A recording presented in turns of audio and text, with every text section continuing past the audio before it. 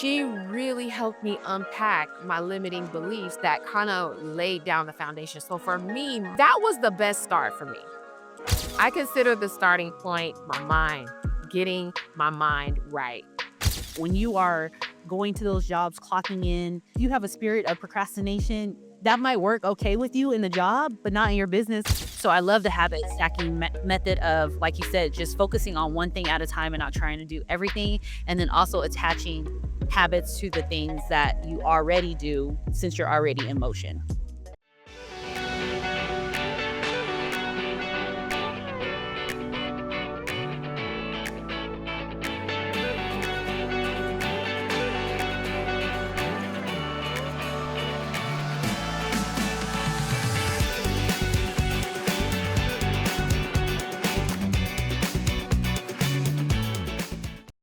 Welcome to the Nurse Boss Ship. It's your girl, Dr. Kiyonna Jones. And I'm Christal P, the hormone MP. So today I'm super excited because we are diving into one of the most commonly questions that we get asked, which has to do with like, how do I start? So the question usually goes like, where do I start? How do I start? What's the first thing that I need to do? And this, what I find is a reason that a lot of people don't even start because they have no idea where to start. And it's kind of, I guess it would be, it's difficult, but I always try to think back on like where I started, like how did it happen? And it really is. And when people say like you just start, it's like, what does that mean? So we're gonna dive into that today and we're gonna give you guys, especially in this climate right now, some tips and strategies on like, first of all, we'll share with you how we did, where we started, and then we'll also provide you guys some tips and strategies on like if we were to do things different, what we would do right now in this climate right now. So, Crystal, I'm going to start with you. And it's just Crystal and I. We have no guests today. So, we're going to be just kind of talking it out and kind of interviewing each other. So, I'll start with you and I'll ask you a question as far as like, where did you start? And I want you to think about not like the first step you took, like action, but like where did the seed get planted? And it could have been before you were even a nurse, but like where do you remember that happening? Then how did you kind of grow that seed, plant it and grow it? And what did that process look like on your journey? Yeah, so my first thought of starting a business or doing something, selling something, I would say I was thinking about was my lotion. So I had I always tell the story of how I had time to think because I was off for my honeymoon and wedding season. And I was just thinking of like how I wanted my life to be and traveling and all those things and just thinking of other things I could do to bring in income and have I don't even think if I was thinking about a side business, I was just thinking about creating the lotion and that whole like the creativity of that kind of took me away from the burnout at work. So that's kind of what he got planted. It was just wild that once I get an idea in my head, like I have to go for it. So, I knew nothing about getting started. How do you create a lotion? So I actually first started making my own little cocktails and things. And then I was like, I don't want to make this. I was buying all kinds of shea butter and cocoa butter and all those things. And then yeah, I was like, I can't do this. I need to find someone to either help create this. And then that's kind of where then I went down the rabbit hole. But that was the first of me thinking, let me create a product. It wasn't necessarily the business came first, but it was let me figure out how I can make this and make it for nurses because I felt that we needed the product, the lotion at the time. Does that mean you saw a need and then that triggered you to think like, let me create a product? Because I wouldn't think let me create a product like ever. Were you always like that or because and then what was your first start? No, I remember years before that I had went into a scrub store with my mom, who's also a nurse, and I remember thinking they should have a lotion. I don't know what. Well, for one, I know because she always had nurses' hands. I think I was at the beginning of maybe my nursing career, or I was at the scrub shop with her, and then just becoming a nurse myself, and then see how my hands and washing them and all those things. So yeah, I basically saw the need, and then I went to Google trying to see how you make a lotion, and then that's when I always say my life of experience or I didn't pay for a business degree, but that's when I started realizing, okay, a product, they call a product this, and a copy means this, and kind of just researching these little business terms that I didn't know, manufacturing company and different things like that. So I started researching that. And then somewhere down there, I found a business coach to help you kind of bring your ideas and passions to life. So reached out to a few, and that's when I realized business coaching. And so I reached out to one, and I remember I was so excited, and when I told her the idea, she was just kinda like, "Oh, okay," like, she wasn't really excited, and I was just like, "Okay," but she seemed like she could help me, and she actually never sent me her invoice or her proposal. So then I started looking for someone else, and that's just funny how now I see how copy, which is the language we use to write when we're trying to sell something, how you really have to resonate with your audience, because she was, when I'm watching it and I'm like, "Oh, that's me," I can't figure it out. And then she had testimonials on her site, and she had a nurse on there who created a hair care product who is now a millionaire. And I was like, "What?" That's when I saw another nurse doing something like this, and that's when it was on. So, ended up having her as my business coach, and like you always say with your program and our program, that coaching program was so good, I never questioned paying for coaching program after that. And then I got into the community to see, again, like we always say, there's all these people with no degrees just created these products out of their kitchen or from an idea, and they were making lots of money doing it. And then that was just the spark that That's interesting because I could think back as far as like being a kid, no lie. Like my mom, she told me this story recently and she don't even know how much it like made things come together for me because she said when you was little, you used to stand up on the table and you couldn't talk. She said I could not talk. She said but I used to talk, right? And she said I would go off and go on and on and on like they could not get me to stop talking, right? And I was like, "For real?" And she's like, "Yes." And she was like, "It was so annoying because it would be like any time of the morning, like all night, like I was talking and I had no word." And I said, "Mom, you do realize like, because I remember being a kid and being told like I talk too much. That was the thing, like you talk too much. So that's why with my daughter, Leah, my youngest, I am very careful not to make her feel like she talks too much. But that segue into I remember just being such a dreamer. Like, I would have so many ideas. Like, from junior high, high school, I would be like, "Ooh, this will be good," and I would tell my mom all these ideas, and of course, she didn't know how to really truly support me with all of these dreams and goals, but I've always been that person to think of something. And I think as I started to grow and mature, and I was like really kind of trying to figure out my life, I realized that I needed to act on one of these. And I didn't know which one it was going to be. Like, I'm telling you, I had some crazy ideas, right? But even when I tried to take my first start, I actually started I didn't realize it was a start, but it was like I knew my mind. I couldn't like for some reason, I could not take that first step, right? By now we're fast forwarding to me being a nurse and I although I enjoyed it to a degree, I also despised it to a degree because I first of all just the drama, all that. Same reason people want to leave bedside, but I also felt that I was being held back from my fullest potential. So I was like a caged bird, like I could not get out of that, right? And I needed to find a way out. And I remember when I was going through that, something I have no idea why I started this way, but my first thing was to try to understand why I was so like unable to move. Like I was trapped, I felt like.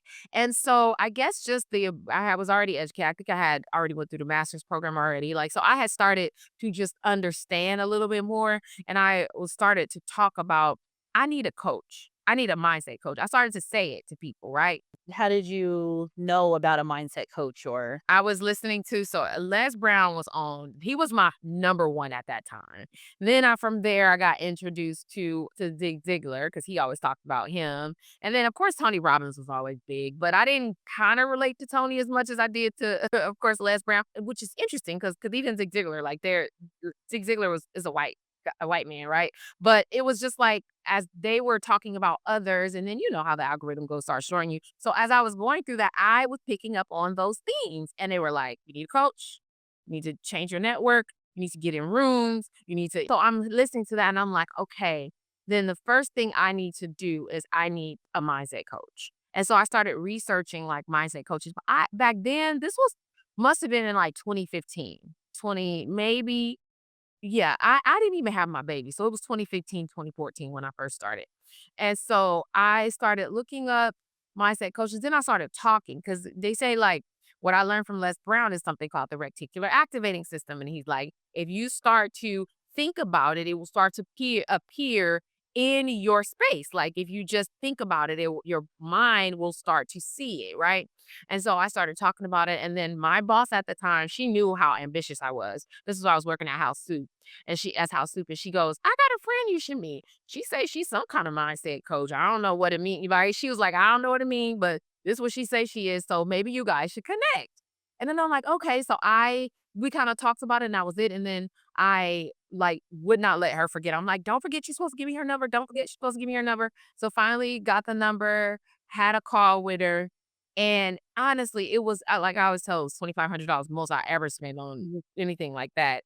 And at that time, and I was like, she really helped me unpack my limiting beliefs that kind of laid down the foundation. So for me, my that was the best start for me. I didn't start with an LLC. I don't consider when I did get my LLC and all that, I don't consider that the starting point. I consider the starting point my mind, getting my mind right. And which brings me to our first strategy that we're going to talk to our listeners about, which is it's something called habit stacking that I am really diving into here lately. Have you heard of it, Crystal? Yeah, I've been doing that. Yeah. I read Atomic Habits.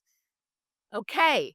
So with atomic habit, and was let me just tell you something. This goes back to the reticular activating system because I read Atomic Habits must have been I don't know 2017. And if you're not ready to receive it, it's not going to be received. Yeah, I wanna say I read it well, I listened to it, so I wanna say that was back when I started with the VA, doing the VA stuff, so that was, like, 2 years ago, What? 20 but just Yeah. read it. And it just started like so let's talk about that because it's so crazy, Crystal. And reading that book, I'm always gonna get a book, right? And even if I only read half of it, I'm gonna get a book and like go through it, right? I recently though started to look into this habit stacking. Like, what is it? What is it about? And how powerful it is. And so you guys, one of the things that you can do if you haven't read Atomic Habits, first of all, you need to get that book, but you need to put yourself in a position so that you can succeed. And in my opinion, Chris, you can talk about what you think about this, but one of the ways I believe to succeed is through habit stacking because you're not put because you know how we go on a diet, we're like, okay, I'm gonna only drink water, I'm gonna stop drinking liquor, I'm gonna cut out meat, I'm gonna exercise 3 times a day, that's not sustainable. All at once. And that is the quickest route to failing versus if you start a diet and you say, okay, this month, the only thing I'm gonna focus on is I'm just gonna drink 0 calories in liquid. That's it. So that means water or any type of 0 calorie drink. So I'm cutting out all of my calories that I get from liquid. I'm not gonna do that. That's one thing that you can focus on for the month, and that's sustainable. Then once you get past the month, like with habit stacking, then the next thing to do is to add something else on. So maybe your next month, you might say, okay, refined sugars. Now I'm going to spend time eliminating, refined sugars or processed foods or whatever out of my diet. And so you are slowly but surely stacking. I've been utilizing more, is taking something I already do and then adding a habit on top of that. So, for instance, like on Mondays is usually my admin kind of free day. Well, it's like admin slash take care of the house day and realizing how important meal prepping is to me. So now it's like, okay, you go to the gym, directly at the gym, you have your list and you're going to the grocery store. And then from there, you come home because I realize I need systems in the household as well. That's the only way that I can, manage and not feel as overwhelmed. So I love the habit stacking method of, like you said, just focusing on one thing at a time and not trying to do everything. And then also attaching habits to the things that you already do since you're already in motion. So I think then we can agree that mindset and like kind of decluttering your life, like, is the beginning, the start. Yeah, because you absolutely with a business need mental space to think and have ideas and be able to dream and things like that. And you have a lot of busy that's not moving the needle. And I think people want a checklist to start their business. Tell me step 1 and I'll do that. And then step 2 and step 3, but everybody is different. Everybody has a different load that they're carrying at the moment in their lives. And I really truly believe it is so spiritual, the journey. Like it's yes, like in our program, we like give you the 60-day blueprint to launch your IV hydration business. But you may, before you can even begin that 60-day blueprint to launch, you may need to make sure that you are not working 6 days a week. Like, how can we start there? Like, what is the mindset that goes along with somebody working 6 days a week, 12 hours a day? To me, that's a lot of things that you need to work on first so you can get yourself in a position where you even have the time to build it in 60 days because it's going to require that you have to dedicate to building your business. And so I think people don't realize that when you start to speak it though, like you start to say, okay, I'm going to start my business. Like I'm going to like invest in me a mindset coach or a therapist or whatever it is that you need, because I'm sure you need something. That could be your starting point. And to make the decision, like to decide, like I am going to start. And talk about it to everybody who will listen, and you'd be surprised how somebody will be like, "Oh, you know what?" Because that's exactly how it happened to me. So I started working on me, got the mindset coach, started to realize my relationship with money, like how I was just like told all my life, money don't grow on trees, you gotta work hard, you got this, like all the things we're told, just seeing scarcity all around me. My mom was on welfare. Like, so a lot of what I knew about money was like, you can't have, you can't have, you can't have. And it wasn't because she didn't want to give it to me, it was just because she wasn't able to, right? So I came from that. Crystal, that's not your story though. Yours may be different because you had a different upbringing, right? So to be able to unpack that from where you are, I believe is what's important. It's different, it's opposite, but it's still unpacking I have to do. So, I do think money grows on trees, and it doesn't. I saw my mom was always very good about showing us her checks, and this is how much you can make. You work hard, you work hard, you work hard. But then that began my struggle of constantly trying to chase these lists and checks. And when you want something, you work for. I used to see her when she wanted something, she'd work hard and get it. And she swears she taught me about credit cards and budgeting. I'm like, no, you didn't. I wouldn't know that she would pay them off. Like, oh, I'm working to pay my credit card off, but it was always a, if you need it, you go work a shift and get it. So having to unpack that, right? From not working all these shifts or setting my life up to where I'm living comfortable so I can invest my money in my business so that I don't have the hustle like my mom. My mom grew up, she grew up poor. There was so many of them. So she's all about the hustle. I'm like, ooh, I cannot do 4, 5, 6 shifts. I don't care. I rather do this live broke than to work that many shifts, so I didn't get that part, but, so having to unpack that and having now my own financial coach, I was gonna say earlier when you were talking, it's such a spiritual journey, and with business, starting one, it will definitely show you your faults really quick, so you might as well get used to having to get help with these different things because they pop up. When you are going to those jobs, clocking in, if you have a spirit of procrastination, that might work okay with you in the job, but not in your business when you have to hustle and go out and gain these clients. So then you're only gonna poke your head or say, "Oh, business wasn't for me," or "It didn't work," but really it's not, it's you who's not working or you who's not working on those issues of why are you afraid to go out and promote your business? Why are you afraid to talk on social media? Those things that we excuses we hear. So you have to really be in tune with yourself because this business journey only shows you your faults. And you just have to be accepting of that and be willing to fix them and move on and get to your next success. I agree. I think you're, especially as a small micro business owner, your business, the viability of your business is only going to be as good as the foundation that you've built within you. And I think people think like, oh, it's just a matter of checking the boxes. It's not about checking the boxes, you guys. It really is about making a commitment to your future self and showing up for him or her every single day when you don't have a blueprint, when you don't have a map, when you don't know what the next step is. You can't even, in fact, you can't even see the next step and you are taking steps in the dark. Like that is how I look at starting a business, right? And then over time, it will be revealed your purpose and why you are doing it. And I will say, one of the biggest, for me, what I believe is that you have to have some type of connection to do actually starting this business. Like it needs to be bigger than you. And if you are a believer like we are, then it really is about serving God's people to the highest level. And so I was listening to this. You may have heard him. He's Mike, Pastor Mike. He's big on social. I know you listen to him, right? His new album, just to plug it, I was gonna put it in our group chat because it's so good. It's so good. Yes. Oh, put it as a group chat. He has a viral clip going around. And the clip is talking about your fruit. He says that, and he talks about, I don't know which type of tree. He talks about a peach tree or some kind of tree. He said the plum tree or something. He says it doesn't eat plums, but that's the fruit that it bears. It only consumes, takes in water to produce this fruit, and the fruit is for everybody else. And so, you guys, what you have to remember is as entrepreneurs, you have this fruit that you are putting out to the world. And it's not for your consumption. And then he gives the example of like, you ever know how and I thought, oh God, this was talking to me for sure. Like, you are the go to person for everybody, right? Everybody comes to me and like for advice and I could give it. But after he said, you maybe toe up just in your own funk and then you get off the phone, you didn't tell somebody something so good, you like, I need to take my own advice, right? Because it's your fruit that you're putting out there, right? But you don't consume it. So you are the whole point, in my opinion. And this is what motivates me is focusing on serving. And honestly, it's the highest reward. It's the best feeling that I have when I'm able to do that.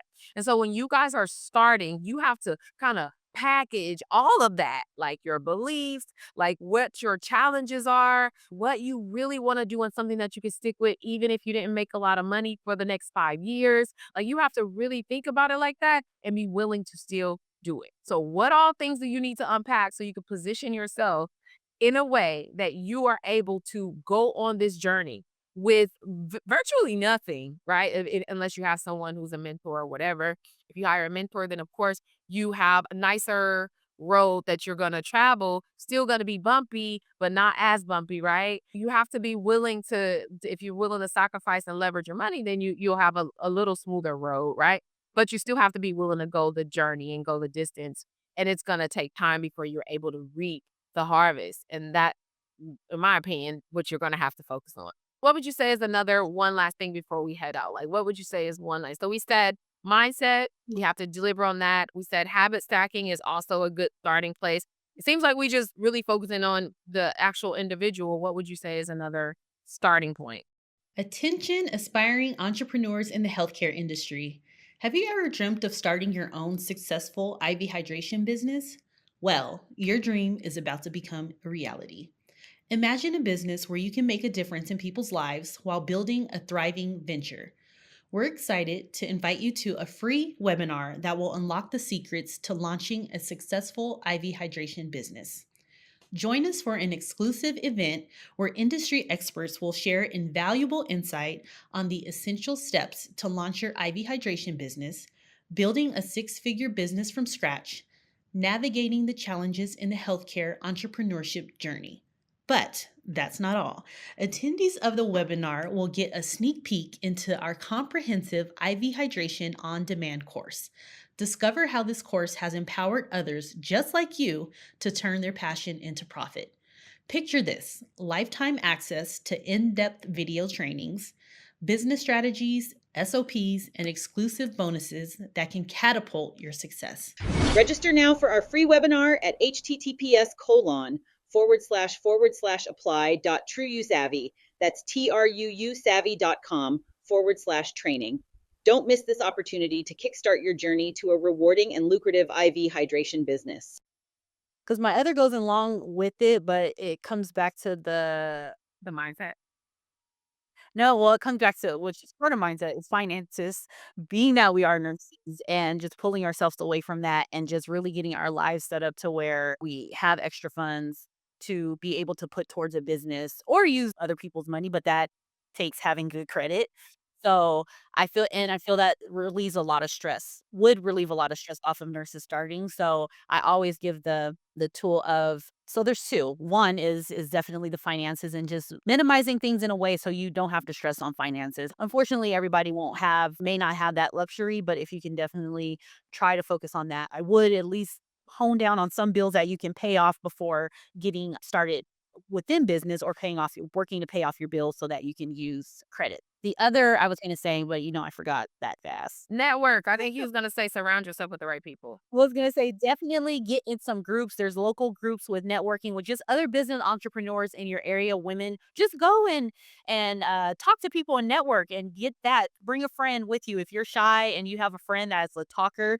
My mom, she goes to a lot of networking events with me because she is a talker. She will tell everybody and then she brings them in and I do the close. But take someone with you and just start seeing other women or people in business. Doesn't even have to be nurses, but just go into your community and then see the support and see how whatever business you're thinking of starting, start talking about it there and say, I'm thinking about starting this type of business. And I bet you'll find so many people, oh, I know such and such, I know such and such.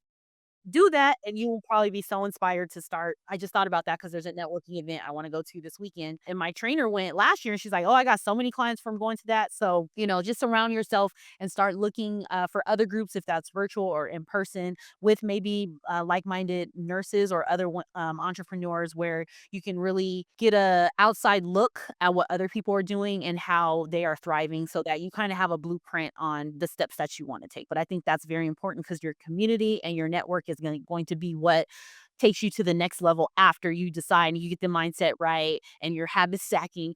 Your network is going to be the next part to carry you on through starting the business and then working. And we're recording this at the end of the year, you guys. And I just want to say the end of the year is not a time to slow down. In fact, it's the time to build up momentum. There's a lot of events that are happening. Like I had a client, one of my VIP clients, she was telling me about, so she's been taking me on this journey with one of her clients who is like her avatar, let's just say that. Like, and she's basically changed this lady's life, right? She's like, the lady is like a cancer survivor and stuff like that. And so this lady just loves my client. So my client, we're on a call and she goes, I'm going to go to her event. It's gonna be about 200 people there. So we were on a call to, like, deal with her operational side of her med pod and going through that part, and I'm like, "Okay." And she's like, "I'm going." I'm like, "Okay, so I know you got what you got. You got your flyers, you got your what you got so you can get some clients." She's like, "Oh my gosh," she didn't even think about that because she's just like, "Oh, I'm going to support my client." I'm like, "No, you guys, every opportunity is a business opportunity." And so even those who are starting, get in the habit of getting in rooms, like Crystal said. All the parties and all the events is happening now during the holiday season. Build your momentum. Connect. Like, even if you don't have a business, don't be like, oh, well, I haven't even started. So what? Get in these rooms, attend these events, start talking about your idea of a business, right? That's how it's going to start to take shape. The problem is all we do is sit up and think and journal, especially those who are like right there, like they really want to, but they really haven't because they really scared. They'll sit up and journal and then talk to the people who can't do anything or help them with anything, like their family, about this idea, but won't take action because they're so afraid to put themselves out there. Where this is the time during the holiday season where you can put yourself out there and actually connect with people who potentially could either get you in other rooms or may even be your client or could provide you some industry insight on like if it's even a viable business idea or if they could even potentially be a client and what the potential clients would have to say about a business such as yours. Like this is the opportunity. So I want you guys to know, even though it's holiday time, don't slow down, speed up, right? Use this as your momentum because there is a little dip at the beginning of the year always, and of course there was a dip in the summer. So you want to use this opportunity to build your momentum, collect information. I tell my clients, even in my mentorship, like you can still get leads even if you don't have a business. You say, "Oh, I'm opening a med spa," and somebody's interested. Oh, can I have your name and phone number? What's wrong with that? Yep. You're not injecting them. You just collecting their information. So when you do get your business, you can contact them and reach out to them and say, "Hey, I'm having a grand opening or I'm now offering IV hydration or whatever it is." You got to start thinking from the mindset of like everything you thought, do the opposite. Because what you thought most likely is what it has you in employee status. Think about how you could come from that and become a CEO. Those are and the last one I will say is read. Y'all, reading is, ah, when I tell you, and Crystal, we didn't talk about it, but Crystal and I are in this 75 hard challenge. And Crystal, what day are we on? Because we end December 16th. is when we end. I know that because I ain't been drinking or nothing. So December 4th will be like the 60-day mark? no, we started on October 2nd. Remember? Because we didn't start on the first, we started on the second. We were supposed to start on the first. We pushed it to the second. So that'll December 2nd will be 2 solid months and it 15 days after that. So we started 75 Hard Challenge. It's a group of us. It's like, how many of us is it? 6?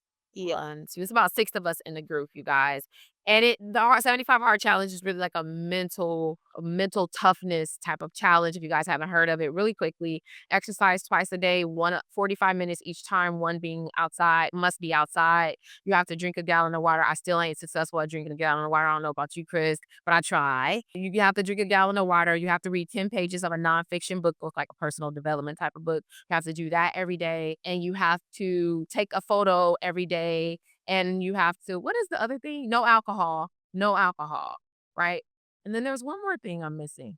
You have to do did you say a diet type plan? Oh, yes. No, I did. That's it. Yeah, you're right. So you have to follow a diet. So for me, I'm following high protein diet and I'm not eating like sugars. Like I don't eat candy. I'm not eating chips. I bought me some apple chips now. So that's what I eat on, which they're pretty good now. So the reason why I'm talking about this is because this is something that helps build you. So I talked about books, like, and I've always been a reader, but reading 10 pages a day, y'all, for 75 days, or now we're not at the 75 yet, but for this amount of time, I have been crushing books. And I can't believe it because it's like I have I could have done this a long time ago. I don't think I'm ever gonna stop doing that. But you guys, being able to read and take the perspectives of others who have like been in a certain industry for 20 years or who have made millions and millions of dollars, like it changes your perspective. So, and the last third thing that I would say, Crystal, and if you would agree with me, or the fourth, was the fourth or fifth, whatever, is to and make it a part of your life, you guys. And not when you're about to go to sleep, read. I'm talking about being intentional and read just 10 pages a day. Don't even do nothing crazy. Like 10 pages a day times 365 days. That's a lot of pages. Like, a lot of knowledge. A lot of knowledge, a lot of knowledge. And so you can literally change your life in a year if you just focus on that one habit. Like maybe that's the habit stack for you. It's just I'm going to read 10 pages a day of a non-fictional book. And do you have a strategy on how you're reading your books? I was just gonna say that's a happy stat, like, because 'cause I'll usually shower and then, read my book.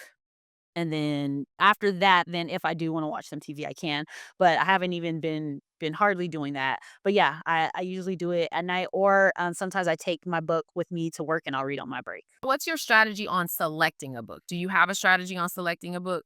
How do you decide what book you're going to read? Usually being in these circles, I hear about a lot of books.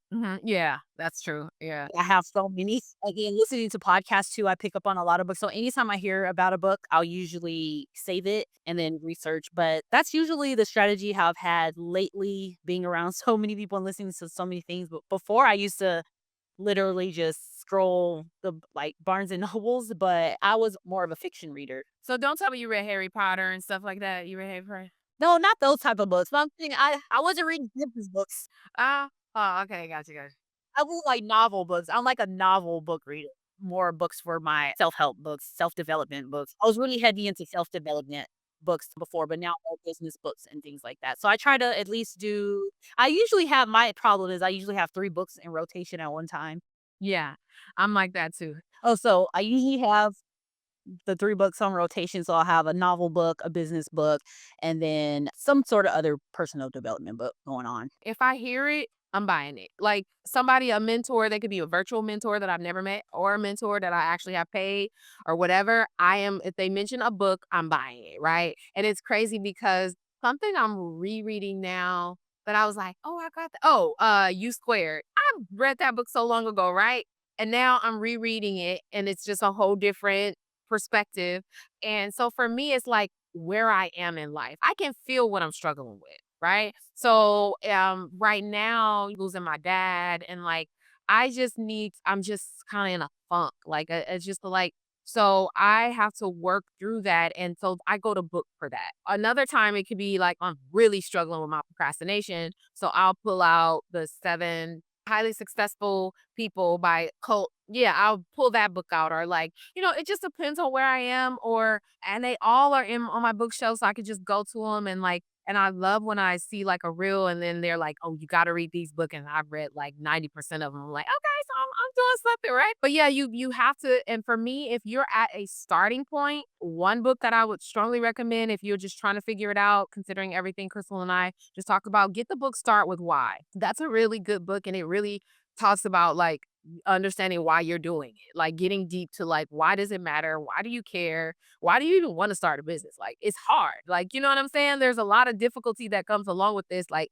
what is the reason that you've chosen to do this? So that's a good book. And another card book is that Ikigai one. I read that one. It's about finding your center and centering like why you're doing it. And it has all these different elements that it has a whole graph that goes with it. And it's like a Chinese something that says like basically you need to find your Ikigai or your root of why or something like that. I read that a long time ago and that one was really good.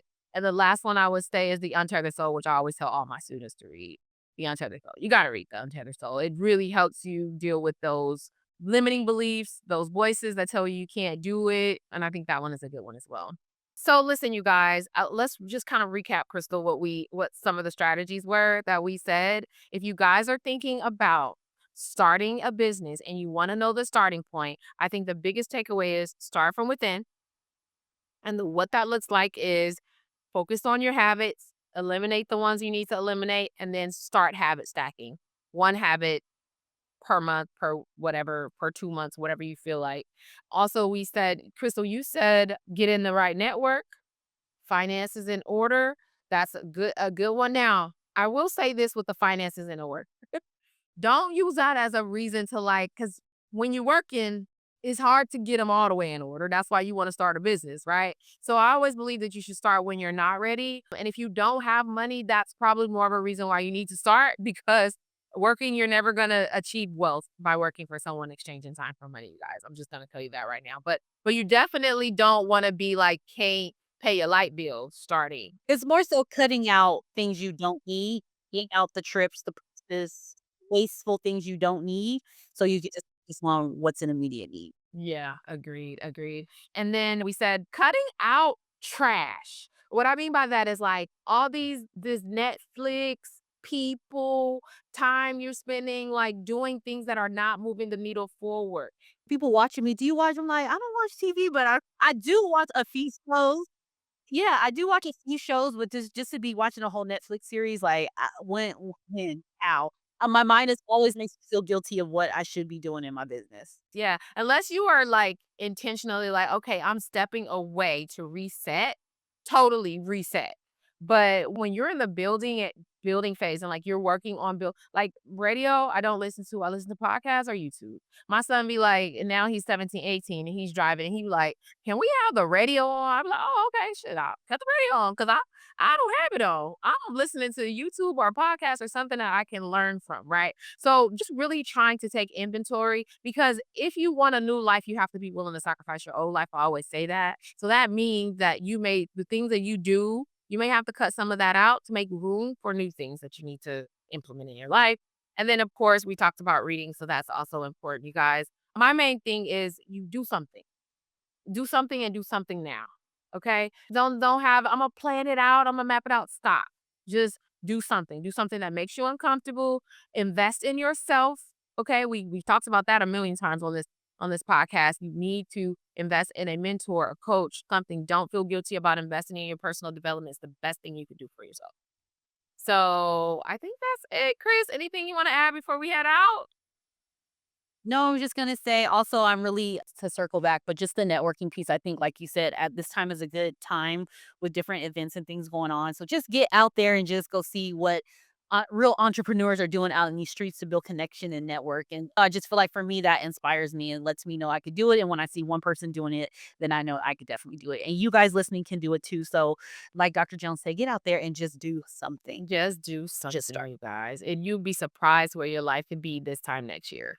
You would literally be like, you would send us put a comment or shoot us a DM like, I listened to that podcast and I did something, and a year later, this is how different my life looks. Thank you so much. I'm telling you guys, you want that. All right, you guys. So listen, as always, share the podcast. You guys, we are continuously growing. We are so excited about that. And we are also excited that we are able to still be here serving you guys and the needs of our community, which is so important for us. So please make sure you share it. That's how we are keeping afloat. Download, do your downloading. We're also on YouTube at Nurse Boss Shift. So make sure you are, if you're watching us, you can see us there. If you are listening, then of course we're on all podcasts. So make sure you share that as well. And yeah, you guys, until next time. Oh yeah, comment if you what specifics you want as far as our episodes. And then if you're watching us on YouTube, make sure you subscribe and you also like the podcast if you found something valuable out of it. Until next time, you guys, take care. Bye.